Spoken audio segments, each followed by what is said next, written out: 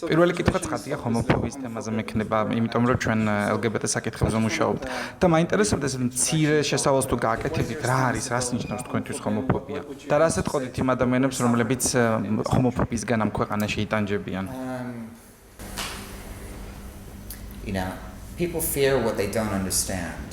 ადამიანებს ეშინიათ იმის, რითიც მათ არ ესმის. ჰომოფობია შიშია დაფუძნებული. კულტურის დონეზე შეიძლება ეკლესიის გავლენა იყოს. რაც შეეხება იმას, თუ რას ლაპარაკობს ეკლესია, ბიბლიაში ნათქვამია, რომ თუ ეკამათები სულას, შენს მის მსგავსი ხდები. ასე რომ მე არ ვიცი, როგორ უნდა შეიცვალოს ვინმეს გონება. თუმცა ჩვენი კარიერის დასაწყისში, როდესაც კაბებს ვიცმევდი, ბევრი ადამიანი ფიქრობდა, რომ ამას ყურადღების მისაქცევად ვაკეთებდი. თუმცა ეს პოლიტიკური განაცხადი იყო. მე მინდოდა, რომ ყველა ჰომოფობ ადამიანს შეეხედა სცენისთვის. ვენახე, ქონოდა ჩემთან სექსუალური კავშირის სურვილი. შემდეგ გაიგოთ, რომ მე ბრაიანი მქვია და სექსუალობის შესახებ საკუთარი თავისთვის რამდენიმე შეკითხვა დაესვათ. სწორედ ამიტომ იყო ეს მოქმედებები ჰომოფობიის წინააღმდეგ პოლიტიკური განცხადება. კარიერის დასაწყისში ჩვენი ბენდის არსი ეს იყო.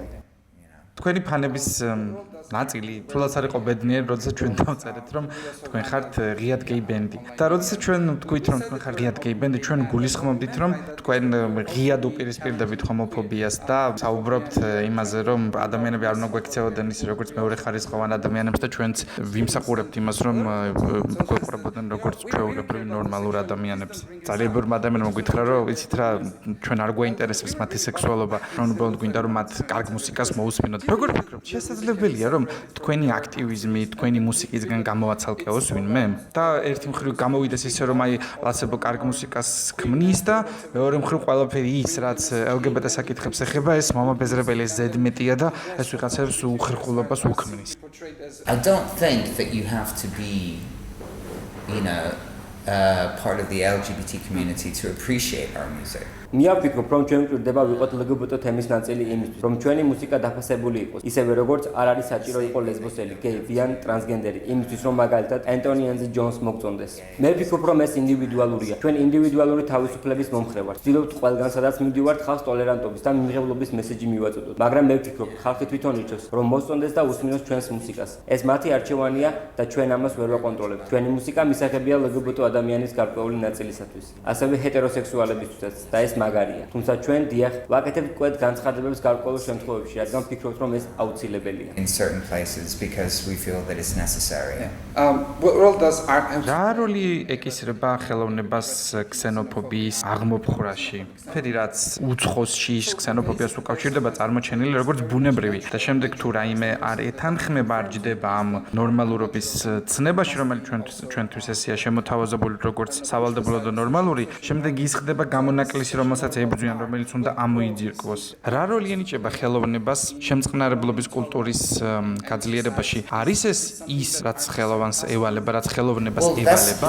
This is a very, very interesting question, because where is it written in the book of art that art should be something that makes the world a better place. ეს ძალიან საინტერესო კითხვაა. საწერია ხელოვნების რომელ წიგში, რომ ხელოვნება უნდა იყოს ის, რაც სამყაროს უკეთეს ხდის. არსად მინახავს მსგავსი ჩანაწერი. მე ვფიქრობ, რომ ეს მნიშვნელოვნად არის დამოკიდებული კონკრეტულ ხელოვანზე. ავიღოთ ვინმე, მაგალითად ჯეფ კუნსი. მე ვფიქრობ, რომ ის აუცილებლად არის ხელოვანი, რომელიც ცდილობს სამყარო უკეთესი გახადოს. ყველაფერი ინდივიდუალურად არის დამოკიდებული კონკრეტულ ადამიანზე. მე ვფიქრობ, რომ ეს შეიძლება იყოს ძალა, რომელიც საჭიროა ცვლილებებისთვის, ძალა ადამიანების დამოკიდებულებების, ჰომოფობიის, ქსენოფობიის შესწრისთვის, მაგრამ კიდევ ვიტყვი, დამოკიდებულია თითოეული ხელოვნის კონცეფციაზე.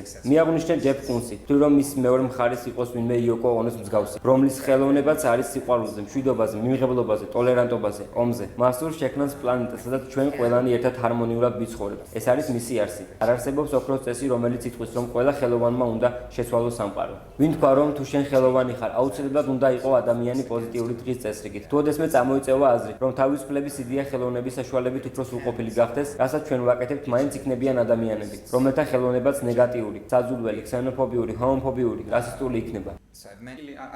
დღეს ძალიან ბევრი ადამიანი ნახე, ვინც თქვენი თაყვანისმცემელია, უკვე არ ვიცი, მეორე ათეული წელია ალბათ. მიუხედავად იმისა, რომ ეს ყველგან ხდება, განსაკუთრებით ბევრი თაყვანისმცემელი ყავთ LGBT თემში. როგორ ფიქრობთ, რამ გაგხადათ ასეთი პოპულარული ამ თემში? In Georgia and abroad as well. I don't think that the majority of our audience is the LGBT community. მე მიფიქრია ამ კითხვაზე. ნამდვილად არ მინდა იმედი გაგიცრუოთ, მაგრამ არ ვფიქრობ, რომ ჩვენი მსმენელების უმეტესობა LGBT თემის წარმომადგენელია. მე ვფიქრობ, რომ ჩვენ მუსიკას LGBT ხალხის მხოლოდ ნაწილი უსმენს და იწონებს. თემის ბევრი წარმომადგენელი ძირითადად ელექტრონულ და საცეკვაო მუსიკას ამჯობინებს. ჩვენ ვაწვდით ტოლერანტობის და მიმღებლობის მესიჯს, ასევე ემოციური და მართალ მუსიკას ვაკეთებთ. You turned 20 and you უკვე 20 წლის გახდით და თებერვალში ახალ ალბომზე მუშაობა დაიწყეთ. მე მაინტერესებს აი რა არის შემდეგი პლაცებოსთვის? Big to do in 2016 to celebrate our 20 years of releasing our first album. ვაპირებთ რომ გავაკეთოთ რაღაც გრანდიოზული 2016-ში. რათა 20 წლის იუბილე აღვნიშნოთ. ჩვენ მუსიკის კეთებას გავაგრძელებთ, ჩვენ უბრალოდ ვაგრძელებთ. We'll just keep going.